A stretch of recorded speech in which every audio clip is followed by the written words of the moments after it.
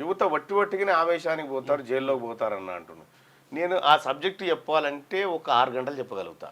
మనిషి సైకలాజికల్గా మనిషిని మీరు ఒకటి గుర్తుపెట్టుకోరి, నేను చాలా చెప్తా ఉన్నా.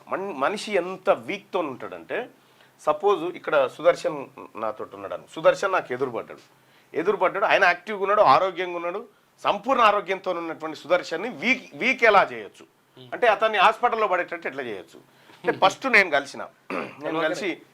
కలిసి ఏంటంటే నువ్వు జర పరీక్ష చూసారే అమ్మ గిట్ల అయిపోయినవేందన్నా అని అన్నాను అనుకో, గిట్ల అయిపోయినవేందన్నా ఆలోచనలో పడతారు. అప్పుడు సుదర్శన్ అంటాడు ఏడు పిచ్చోడు ఉన్నట్టుంటాడు, నాకేమేదరా నేను మంచిగానే ఉన్నా అని అనుకుంటాడు. అనుకొని ఒక 100 అడుగులు ముందడుగు నడిచిన తర్వాత ఇంకోటి కలిసి ఇట్లా చూసి అరే అప్పుడే బాగుండా నువ్వు అని అన్నాడు అనుకో.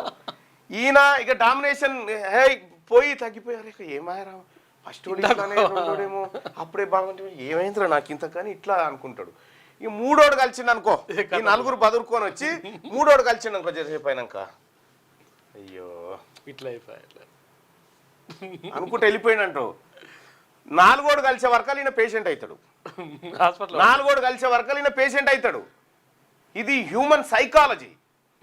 నీవు నిజంగా ఇప్పుడు దాన్ని ఎట్లా ఎదుర్కోవాలి, నువ్వు ఈ ఫస్ట్ కలిసిన మాటను నువ్వు పట్టించుకోకపోతే ఈ మూడు పట్టించుకోవన్నట్టు అంతే. నువ్వు పట్టించుకోవడం స్టార్ట్ చేసినప్పుడు పాగలు కానీ అవుతా ఉంటావు అన్నట్టు.